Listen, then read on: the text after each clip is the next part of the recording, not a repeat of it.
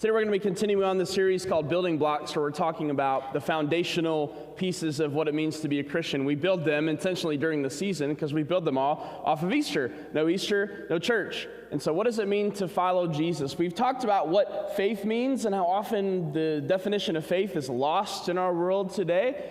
We talk about how we can recognize faith by participating in the ministry of Jesus, but in order to participate in the ministry of Jesus, we have to do so in community. It's for people. It's with people. This is the story of God. And last week we talked about how it's important to bring our questions, that sometimes we think questions are evidence of a lack of faith, when oftentimes questions are evidence of a growing faith. And we supported that biblically last week. And today we're going to be talking about sharing our faith and the importance of what it means to share our faith.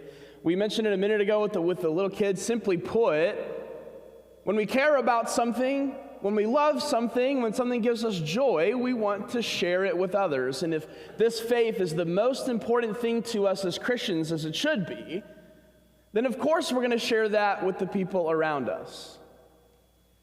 But it's hard. We're scared of that at times. We're scared of the big E word, evangelism, which in our culture particularly has taken on even a worse rap because of some things maybe the church has participated in, and we can't really even define the word if we tried at times either, and we clam up when we think about sharing our faith. And if that's you that I'm describing, you're not alone. That's normal, and I want to encourage you to say that it is difficult, and there are a bunch of statistics that we can show you to back up. There's a survey taken by a church organization of about 1,600 people who offered their reasoning as to why they have a hard time sharing their faith. We got them on the screen for you here in a sec. This is what it looks like. Why Christians don't share their faith, based on a 1,600-person survey. 22% say just general fear. I'm just afraid to. For whatever reason. 17% say there's no opportunities to do so. 10% say they don't feel equipped to share their faith. 9% say that others just aren't really interested in them talking about their faith. And I'll tell you what, the rest of it goes down, and you get less than 9%, and they had statistics running all the way down to fill up the entire survey. And all of the rest of them were basically just more specific versions of the ones that you see on the screen right now. A fear of the other person not wanting to hear it, a fear of it being rejected, some sort of lack of feeling equipped or prepared to be able to share our faith. Maybe you identify with one of these. This is totally normal, and I think they're all totally and extremely reasonable. But as Christians, we can't allow that to stop us. We can't, first of all, believe that there are no opportunities to share our faith. I think that's the one that I can strike down and just say, that one's just not true. But I can also say, your fear is real. What you experience is real. We would never, ever deny that. But today we're going to be talking about how we can get over some of this fear and really believe that we are equipped to be able to share our faith with one another. But I think one of the reasons that we have a hard time sharing our faith is because we think it's supposed to look a certain way. That evangelism is supposed to look a certain way, and that sharing our faith with others is supposed to look a certain way. Maybe we think it's an eloquent sermon. Maybe we think it's a convincing conversation, or it's convincing historical or theological perspectives or data that sway people. We think that if it doesn't lead to instantaneous conversion and a statement of faith, that we've done something wrong, or we failed, or we haven't done our job. All of those reasons would stop us. If we think sharing our faith should lead to an instantaneous conversion for that person we're sharing our faith with to come to church with us on Sunday, well, then you're probably not going to share your faith, because that's probably not going to be your experience. It doesn't mean it's impossible. It just means that that's not your experience. And we see these stories of this type of transformation everywhere, don't we? They go viral online of someone who's hit rock bottom, and they have this massive life transformation because they've met the grace of Jesus, and now they live their life totally different. We celebrate these stories, and these stories are real, and they do happen, and I think they deserve to be celebrated. But because those are the ones that are most often elevated, we think that that's the norm. That's not the norm. That is not the most common version of what a faith story looks like. Let me tell you what the most common version of a faith story looks like. You know, I grew up in church. To be honest with you, I never had a conversion moment. I feel like I've been a Christian for my entire life, being surrounded by Christians, and I didn't have this moment where I finally saw the Lord, and it wasn't one single person that let me see and understand what it meant to have faith and changed everything for me. It wasn't one conversation or one sermon or anything like that. It was a collection of hundreds of people and thousands of conversations and thousands of sermons and thousands of moments and millions of instances that we can't quite name all of them or quantify all of them. And so now those are all the things that have led me to the place where I am right now in my faith. That is a much more common explanation of a faith story, friends. Whether it began when we were a child or it came when we were a little bit later in life, that is the story of the gradual Christian. And even those who experience a radical transformation upon their conversion to Jesus, those people would probably tell you that despite the fact that we can see a day and night, or we feel like we can see a day and night in the way that they live their life, they can probably point back to the times that God was active, or that the church was active in their life and they didn't see it, or they weren't ready to receive it. So even in the people we think that have this huge moment and it's all captivated in one thing, we can still look back and see hundreds or millions and thousands of moments. In the Wesleyan tradition, we call this prevenient grace. It means that God is with us and calling us toward himself all of the time, before we say yes to his grace and after we say yes to his grace. God calls us further and deeper and deeper, but we have to believe that that is the norm. When we believe that the norm is a gradual conversion and transformation, it changes the way we share our faith, because we don't expect immediate results. And we often think that these are the stories we see in the Bible too. Paul preaches or Jesus preaches, and we see just instant conversion and transformation of people. Guys, it doesn't not happen in our scriptures, but that's not normal. It's more complicated than that. We might see some life change, but we don't necessarily see people that are immediately sold out on Jesus from a conversation with Jesus or a conversation with Paul. It's one step of the equation. And I think we see stories like we're going to read today from the book of Acts, and we see somebody like the Apostle Paul. We think biblically the Apostle Paul is like Billy Graham. He goes all around the Mediterranean, and he has these speaking engagements. Because everybody wants to hear the Apostle Paul talk. Everybody wants to hear what the Apostle Paul has to say, but that's just not the reality. Because we read stories like we're going to read today from Acts 17:22. We're going to read one excerpt, and this is what we get. This is why we think that. This is why we think Paul is essentially a televangelist. But he's not. Let's see what it says, Acts 17. Paul then stood up in the meeting of the Areopagus and said, "People of Athens, I see that in every way you are very religious. For as I walked around and looked carefully at your objects of worship, I even found an altar with this inscription: to an unknown God. So you are ignorant of the very thing you worship. And this is what I'm going to proclaim to you. The God who made the world and everything in it is the Lord of heaven and earth, and does not live in temples built by human hands, and he is not served by human hands as if he needed anything. Rather, he himself gives everyone life and breath and everything else. And from one man he made all the nations, that they should inhabit the whole earth. And he marked out their appointed times in history and the boundaries of their lands. God did this so that they would seek him and perhaps reach out for him and find him." You see the prevenient grace I just told you about happening right here in the story. God did this so that they would seek him, though he is not far from any one of us. For in him we live and move and have our being, as some of your own poets have said, we are his offspring. Therefore, since we are God's offspring, we should not think that the divine being is like gold or silver or stone, an image made by human design and skill. In the past, God overlooked such ignorance, but now he commands all people everywhere to repent. For he has set a day when he will judge the world with justice by the man he has appointed. He has given proof of this to everyone by raising him from the dead. So Paul's doing this in Athens. I brought some pictures for you of this actual spot, the Areopagus, also known as Mars Hill. That's the Parthenon behind us. We're right on top of Mars Hill to give you an idea of where this is in Athens. And so this is a place where a political council would have met and made a lot of decisions. And so the public would gather around to hear proclamations made from the Areopagus, which we believe is both a physical place, kind of like the church, is a physical place, but is also, and more importantly, a council of people that would have met together. And so Paul is taking advantage of this location and speaking to these people around him and sharing the gospel, where we see Paul, who at best is Billy Graham in this moment, and maybe at worst is a sandwich board evangelist. Do you know what I'm talking about? They stand outside of concerts, baseball games, whatever it might be, with their sandwich boards and megaphones, or their picket signs and megaphones.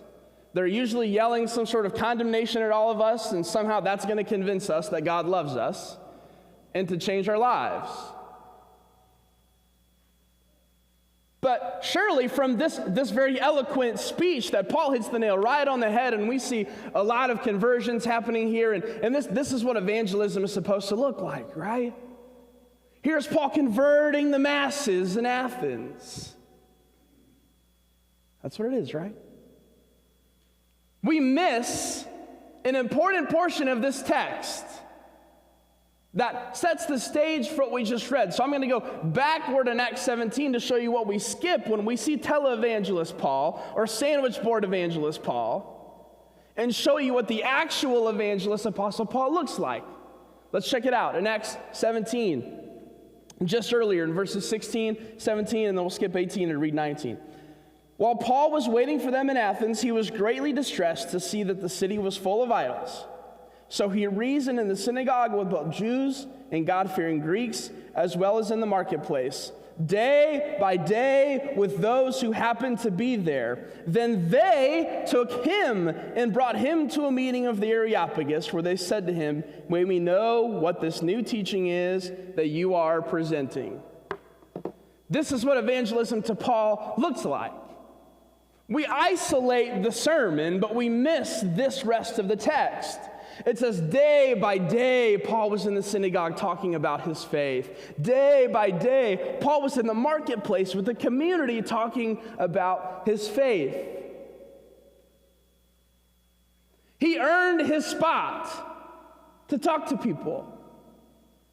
He reasoned with people. He told his story. He told the story of Jesus time after time after time, and reasoned with people in relationship, with religious people in the worshiping places, non-religious people in the marketplace. He reasoned with them, created relationships with them.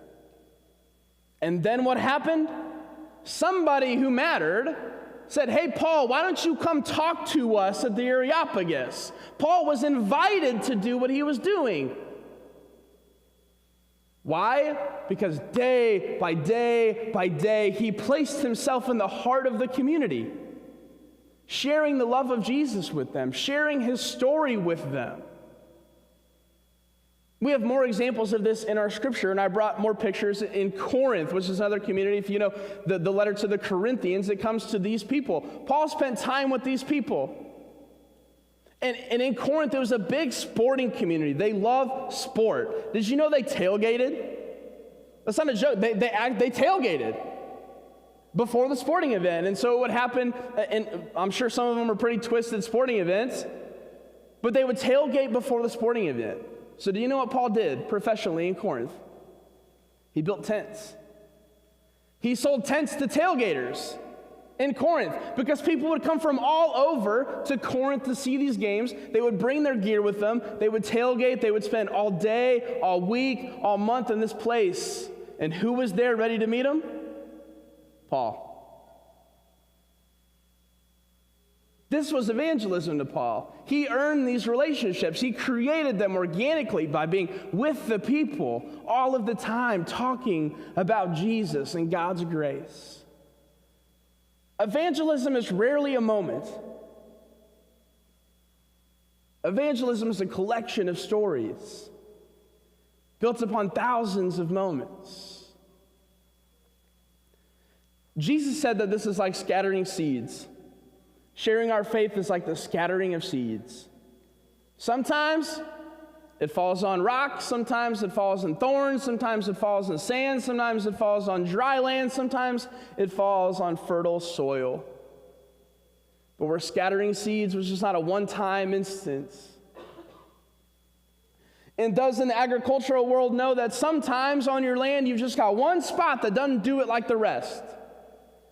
And it takes not one work day to fix it. It takes countless work days and years of rain and patience and timing for that to become a reality. But if you just think one day it's all of a sudden going to work, if I keep scattering seed on it, it's not going to happen.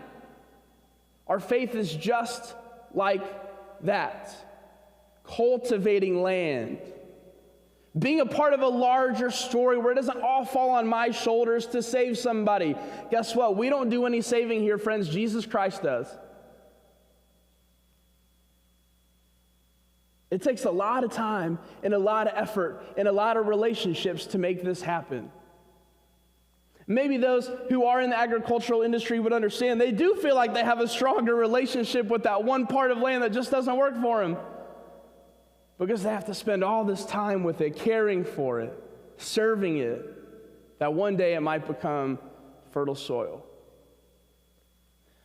But Paul was Paul, right? He sowed fertile soil everywhere. Wherever he decided to throw seeds, it was just fertile soil all the time, right? Planted all these churches, grew the church to this massive, massive following. It was all fertile soil, right? Well, we read before the story happens. Let's read after the story happens in 17:32. So after Paul is done preaching, here's what happens. When they heard about the resurrection of the dead, some of them sneered.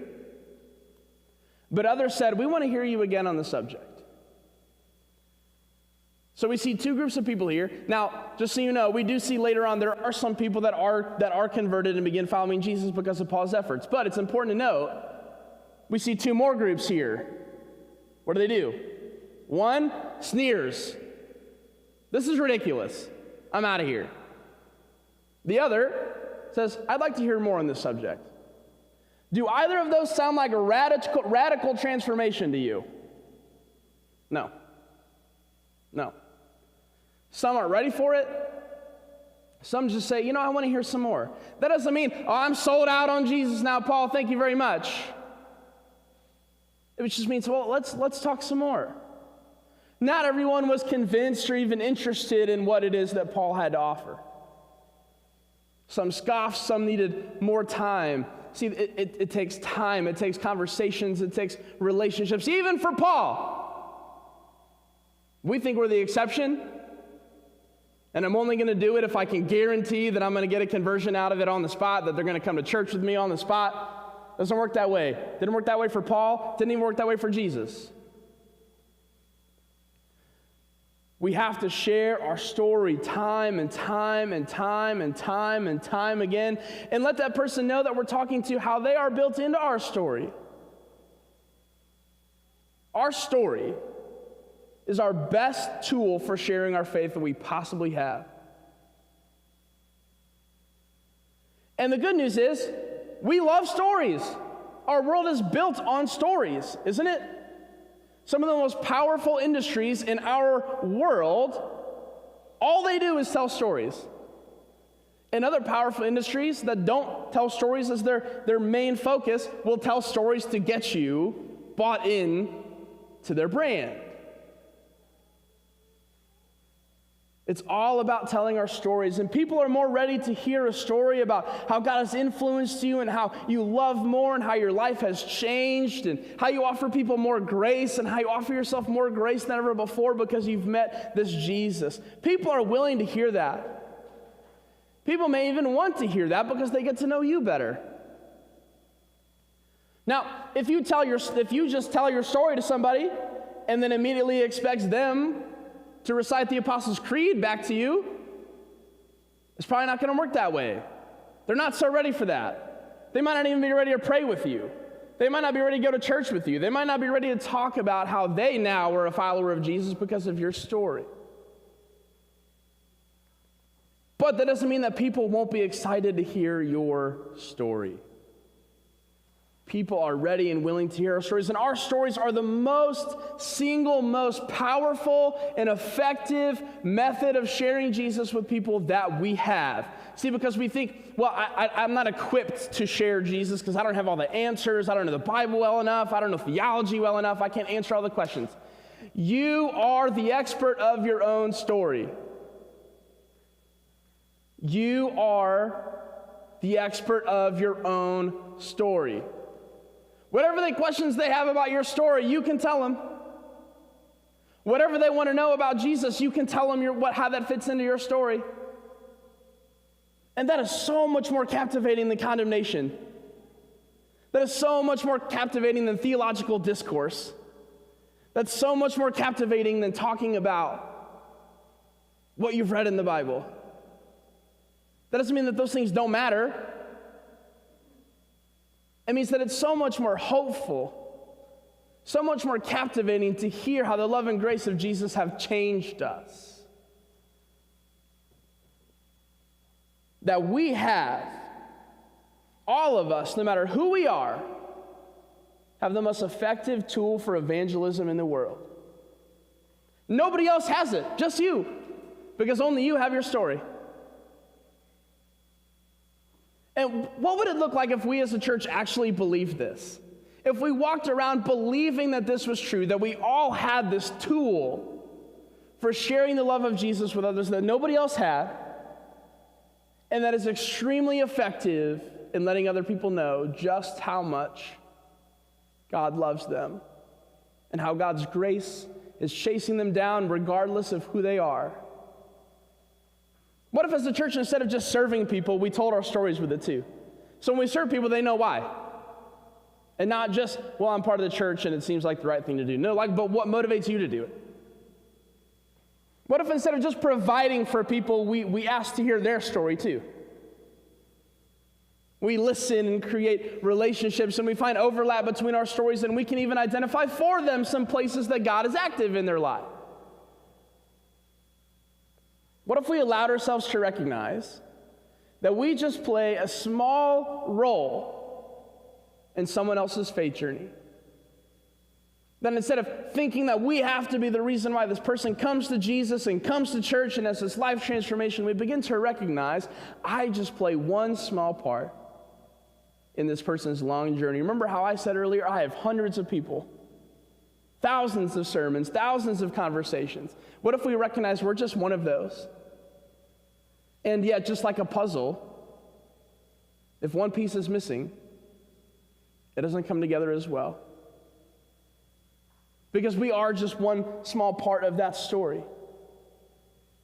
But we have the ability to play a role in it. But we're not going to if we don't open our mouths and share how Jesus has changed us and how his grace is moving and active in our lives even today. Let us be a church that isn't so scared of the word evangelism, isn't so scared of sharing our faith, because we recognize sharing our faith just means sharing our stories. And part of all of our story, regardless, somewhere along the line,